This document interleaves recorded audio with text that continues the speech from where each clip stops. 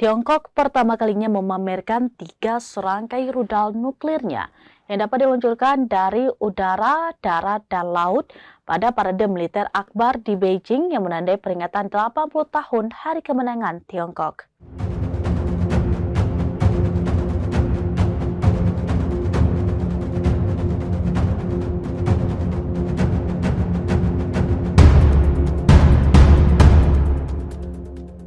Sebuah laporan kantor berita Xinhua mengatakan senjata-senjata itu adalah kekuatan utama strategis Tiongkok untuk menjaga kedaulatan negara dan martabat bangsa.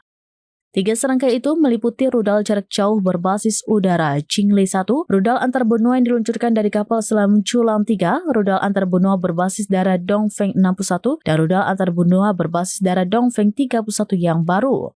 Perangkat keras utama lainnya yang dipamerkan pada acara tersebut adalah pesawat pengebom strategis H-6N milik negara yang terbang di atas lapangan Tiananmen, sementara pesawat pengebom H-6K dan H-6J tampil di parade tersebut. Pesawat-pesawat pengebom ini merupakan pasukan serang jarak jauh berbasis udara Tentara Pembebasan Rakyat.